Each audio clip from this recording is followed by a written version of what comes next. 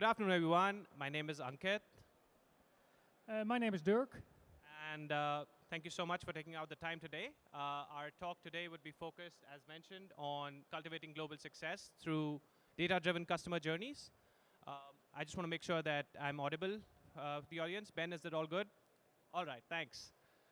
So Dirk, let's just quickly introduce ourselves Yeah. before we jump into the talk. So my name is Ankit. I'm a lead strategist and a data scientist. I work with this company called eClerks, and we work with Fortune 500 clients and help them with their data-driven decision making. I primarily focus on the retail and e-commerce domains, and yep, that's about me. Great. Dirk, yes? My name is Dirk. 1.5 years ago, I started my own company, actually.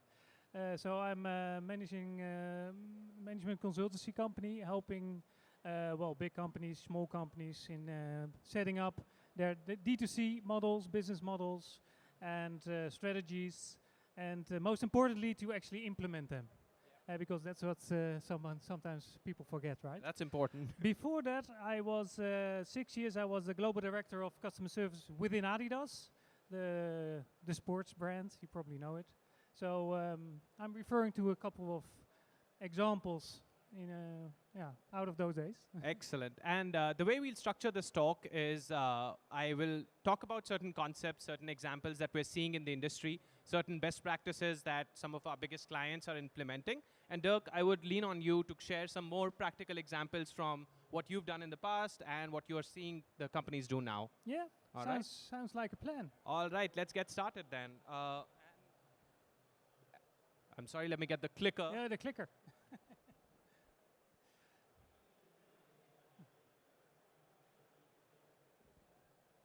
Excellent. So, Dirk, let me start with a very simple question. Dirk, Yeah. do you think the world is changing? The world changing? Yep. Yeah, well, the answer is, of course, yes. Yes. Yes, big time, big time. No. But yeah, we have to adopt and adapt and transform and perform. So the world is definitely changing. Yeah. Excellent. So that's the reason I wanted to start it with a global statement like this, that the world is changing, is the fact that it's changing faster than expected, especially when it comes to e-commerce companies and brands and strategy. What used to be enough for a successful e-commerce company was a robust product, robust technology, excellent product. That's all you needed, let's say 20 years ago. But now, with the newer strategy or every upcoming strategy that we're seeing with companies, larger companies, we're seeing that shift, and that's no longer enough. And what we're seeing is the customer lies at the center of your entire strategic initiative.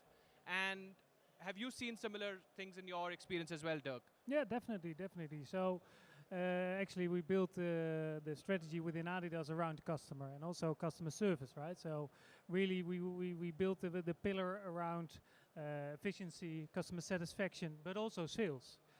So that's and why did we do that? Because we actually talk to 15 million consumers every year. And we wanted really to focus on that one-on-one interaction and really try to get the intent of that consumer and really personalize that interaction at scale. And so that's definitely super important and yeah, well appreciated by our consumers. No, that's really important. And if the customer now lies at the center of your strategic priorities, then do you think it's fair to say that the experience that you deliver to the customer, that itself is the product? So, for example, I'm not just going online to buy a t-shirt anymore. I'm going online to have the entire experience of browsing, finding my best t-shirt, probably then actually ordering it. Then once I've ordered it, trying it on, returning it. So the entire process and all touch points you have with the customer, that's the entire product that the customers are buying from you, especially in a digital and an international commerce context. Yeah, definitely. Yeah, definitely. And if you look at then to that one-on-one interaction, what we did at Adidas, for example, membership, right? So we had a great and big loyalty program, and we were actually able to direct a chat and recognize that member and direct it through AI actually. Smart routing, we called it, and directed it to a most experienced agent who actually could assist that high-value customer at every moment in time, what you're mentioning. Excellent. So if you're saying that the entire experience that you're delivering to certain premium members or your most premium customers, you're trying to deliver the entire experience, then do you believe that every opportunity that you have with a customer in terms of their journey with you, do you think that every touch point now is an opportunity for revenue maximization, as opposed to what used to be earlier the case where they would do most of the touch points on their own, and customer service would then come in a post-purchase environment? Do you see that case with you as well? Yeah, definitely. So, yeah, so for example, not only revenue maximization, right? It's also trying to avoid that they're falling out of the purchase journey, let's say. In fact, I just over the last half year, I started and set up a continuous improvement service program with one of the world's largest travel companies. And what we found out of data, looking at data, really important, is that a lot of people contacted us with just simple questions and also pre-travel questions. Right. And we dove into that, into those journeys, and we saw that FAQ pages, which is pretty obvious, right? They're supposed to help people, were not used as, well, they were used, but they didn't work. So only a lot of people clicked on it in their pre-travel journey, but didn't really appreciate the answer. In other terms, we measured the article satisfaction rate, as we called it. 46% of the articles were actually satisfactory for the consumers, actually answered the question of the consumers. And that meant that the journey was broken, meaning either they call or they just, switch to another travel agent, travel company. So therefore, we had to redesign the whole FAQ journey, starting from website, article content, and all those kind of things. And at the end of the day, the article satisfaction rate grew to 61%. So we really made some not enough, of course. They're still working on it, but we were managing to spin it around. Now, this is very interesting. So you mentioned 2 points. One, around the fact that you were able to plot these journeys using a data-driven methodology, and that data actually helped you identify that at the FAQ stage, these customers are looking for certain things. And this is even before they purchase the travel voucher or the travel ticket itself. Yeah. So that's very interesting. And do you think if that exercise is then undertaken for every new market that you want to enter, and especially in an e-commerce of a cross-border commerce context, do you think that if that journey were to be plotted of at what stage customers go through what emotional experience while buying, that journey will be different for different markets? Definitely. Yes. No, so one example I can give there is that so through data again in online purchase journeys, we found out that especially at Adidas, I have to say, we found out that US customers, for example, the US market, was they really quite a lot of people fell out of that journey. And so basically what we've done, we try to optimize their journey in chat, for example, by recognizing a high value customer, trying to route them and direct them to a running expert, which we specifically trained for the running piece, running shoes. And by that, we were able to keep them in that journey and make sure that they were satisfied, but also bought more. Right. So, yeah. Right. So it's not just the customer's product preference or affinity to a certain category, but what you're looking at is for the US market, for example, that's a specific need. And we've seen something similar as well in our clients where the Western customers, if you're looking at a German market, it's a very different experience that they expect as an ideal experience from the brands. For example, what we've seen in China, e-commerce is a much more social experience where even at the engaging and browsing stage, people are sharing what they're wanting to buy, not actually having purchased the thing as yet. And similar thing on the Western side, we've seen that the e-commerce experience is much more sort of like a hunting expedition with the specific thing that needs to be bought is what is browsed, and then the expectation is for the e-commerce company to get out of the way as soon as possible, for the payments and everything to be as smooth as possible. Whereas the trust and other factors like that have been very different in China as opposed to the Western companies that we've worked with. Has that been the case with you as well? Yeah, exactly. So in China, for example, we sold a lot through Tmall. It was very difficult to build your own direct-to-consumer model. So therefore, we used Tmall, and that's a whole different ballgame, right? So especially for So service as just well. for clarification, so Tmall is this Yeah. a marketplace in China? If you can clarify for everybody. Yeah, yeah. So a lot of brands are on Tmall, and basically, so for service specifically, they're also very important. They used also different technology, right? So they had a bot called Timmy, and it was their technology. We couldn't do anything there, so we were so highly depending on that as a brand on that technology. But yeah, so. Different way of purchasing in China than in Western Europe. Indeed, what you're saying, right? In Germany, a lot of people, a lot of consumers, they really want to have it totally clear when their package is coming, how they can return it, how to pay, and how to exchange it, right? Super important. Very structured, but yeah, that's the way it is. So that's No, interesting. And now if I tie this back to your previous point around the importance of data in tracking this journey, if you're able to then enter every new market and sketch out the customer journey, using data, you can actually create an insights-led strategy for every specific market that you want to enter. And a specific data analytics-led strategy then lies at the center, I think, of enabling your market success. Yeah, definitely. I think so companies are changing way more towards data-driven culture and data-driven strategies, right? And they really look at, okay, what can we learn? How can we implement that in the journeys?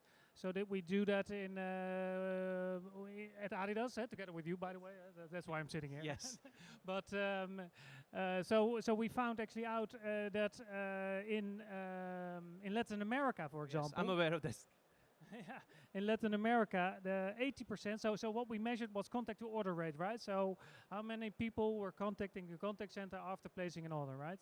So it was way higher in Latin America, Spanish Latin America, than in the rest of the world. And then we found out that 80% of consumers in Latin America contacted Adidas centers within 24 hours after placing the order. So that meant we had to reshape the whole journey and really make sure that we were absolutely clear on communication to those customers. Yes, I am aware of the reason that they were contacting, but you want to share that with the audience here as well? Like, what was the most common reason why people were contacting you within 24 hours of placing the order in Latin America? Did you get my money? And when is my order coming, right? So those were really important. That's an interesting insight that with a specific market, the same product, the same experience can yield different give different results and different expectations for the people. And even though all that information is mentioned, that when your order is going to get there, but for a low trust society or in a market where they probably don't trust the D2C brand yet, it's really important then to actually be front-ending that information that they may actually anyways need. So how did you solve this for the Latin American clients, or how did you then eventually reduce this number of contacts? By communicating even, so in every step, what I said, right? Also in the IVR, communicating very clear that order was received. This is where you can find the booking confirmation, verifying the email address. Those kind of things. That's what we did. Right. And also, so one good thing is that, so also in training the agents, so that they actually could make sure that they told the consumers which they talk to, like, hey, next time don't call us because it's standing over there, right? Open your inbox, for example. So those, yeah, but it's very hard because it was really it's culture, right? So it's really. But I think it's really important for the brands looking to expand into some of these markets to understand the cultural nuances and the specifics of each market, or what people are looking for when they're buying into an experience, right? And just to summarize what we've discussed, so this is all good in terms of understanding the need for a data-driven customer experience or an insights-led strategy. Dirk, how can we talk about execution? In the next section, I want to quickly talk about what is it that the companies need to do to enable or execute on this promise of a data-driven customer journey.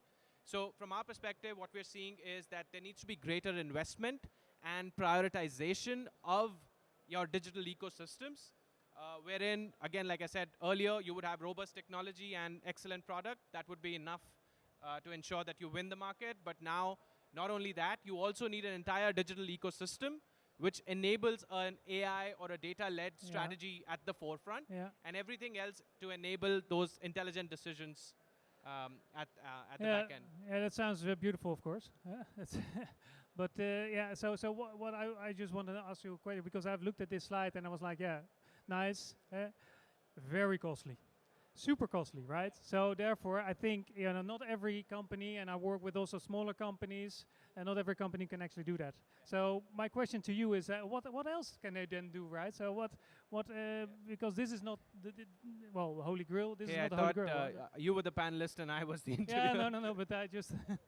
But all right, no, I'll take that question. So I think it's important if it depends on the size of your company. If your company is already at a level where they can afford a specific D2C strategy for each market that you penetrate, that's your ideal scenario, where you have control of the entire customer journey and all the touch points that you have with the customer. In another example, what you can also do, a more nimble strategy or at least a good entry strategy into new markets can be on the existing marketplaces. So if you're looking at a market, study the biggest marketplace, and that marketplace can actually help you understand the customer needs, help you get started on understanding the specific nuances of that market, and build your strategy around that until you get to a point where you've built enough trust to get to a D2C level or a direct D2C strategy.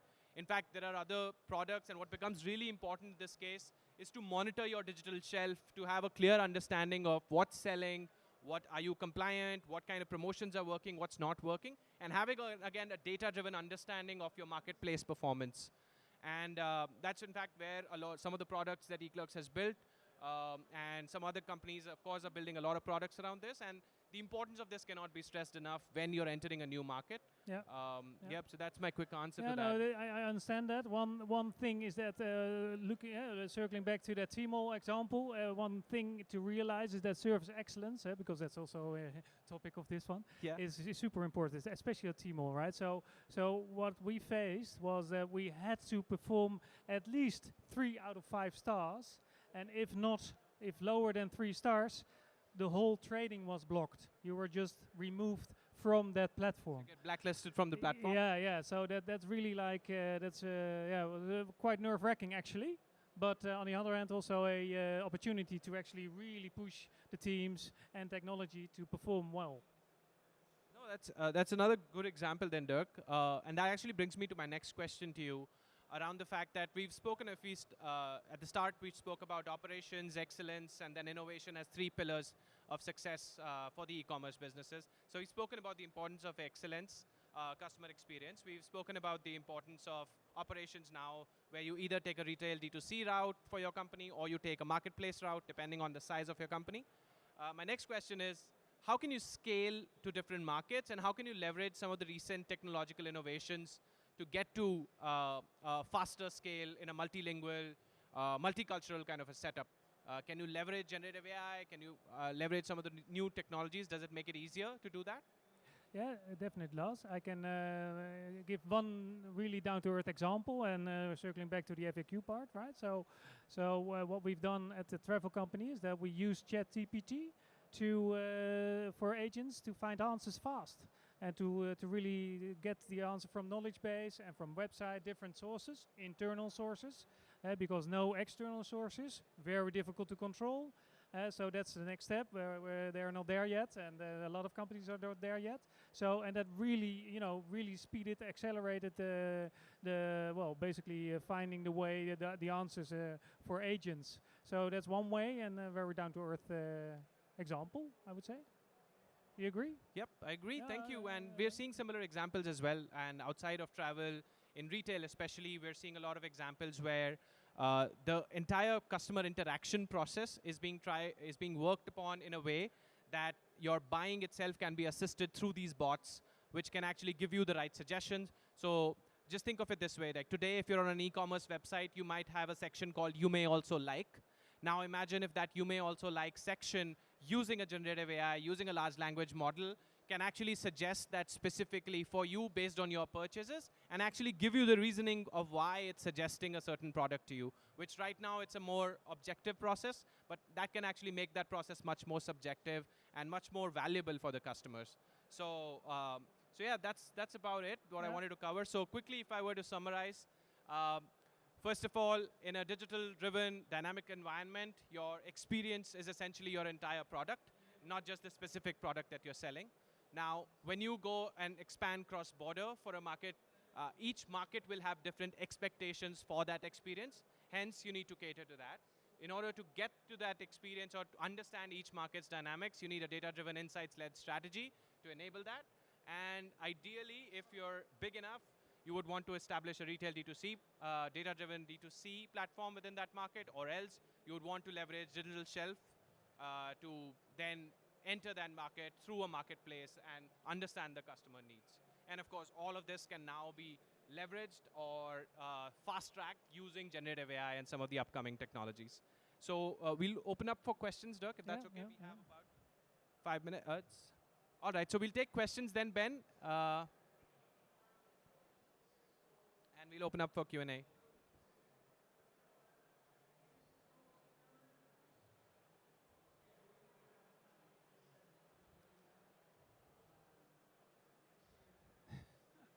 That's Excellent, I guess. Oh, there is Zilia, Zilia, yeah. I was already, yeah. Pleasure to work with Dirk at Adidas. So, can you hear me? Well, No. not very clear. Yeah. Okay. So, my question is about getting into a new market. I think that's really interesting to look at different ways and different platforms to do that. Do you recommend as well getting an agency to analyze the culture upfront of getting into a new market, or would you use the capacity or the capability of the trade place or whatever, or the marketplace you're going to use to do that for you? Would you do internally a lot of work, pre-work, or would you rely on your external partner? Yeah, good question. No, the checking the culture internally to the market that you're going, or you trust your partner to do so.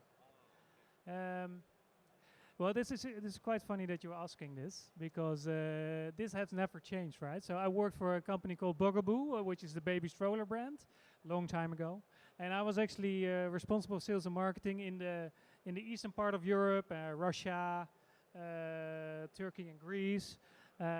Yeah, and actually, the first thing I did, we work with partners, retail partners, chains. But the first thing I did myself was really checking the culture. How do people buy in that country? How do, in this case, is the mother buying the stroller, or is the father buying the stroller? Huge question. It sounds silly, but it's in fact it's the father that bought the stroller. So the mother was you're out of the picture. The father bought the stroller, and then you know we also in some countries it can only stay in the shop till the baby was born. So I looked for a retail network shops that were also having a big storage, because you know they had to store a lot of strollers. So that was all. So and I think that remains still also in digital, because every culture is different in digital buying or online buying, whatever you call it. And I think that's really important to do it yourself, because at some point you don't want to be too depending on, depending on agencies, right? You have to do it yourself. Better build than brief. That's what I said to a big beer brewer back home the other week. So, And I would like to answer that question at two levels. So the way you need to, the way we advise our clients to think about this is in two levels. So first of all, your understanding of the market obviously has to come from you, because you know your product better than anyone else, right? So at that level of what specific need you want to target through your product, that need has to come from the business. But what the agencies and consultants can actually help you with is creating and helping you create a blue ocean or a landscape around what other players are doing in that market. And that can obviously help you understand and get sort of a head start on that, and not having to reinvent your wheel in every market that you enter.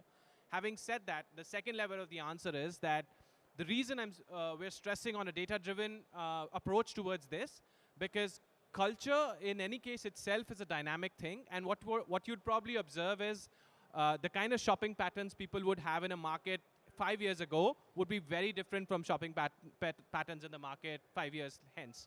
And hence, it's really important to continue to revise your strategy and keep understanding and let the data actually help guide some of these decisions that you're taking. For example, no cultural study would be able to reveal the kind of insight that Dirk mentioned around the Latin American customers wanting confirmation of the order with all the information already emailed to them, but them calling again and wanting to confirm that.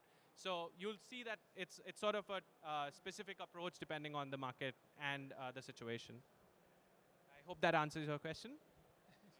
Short question, long answer. Any other questions? And I guess, Ben has already shown me the time. So we're out of the stage, but we're here, guys. In case there's any other questions, we can still take questions. We'll be around here. And thank you so much for your time. I hope this was helpful for you folks. Thank you. Thank you. Thank you, Dirk, for your time.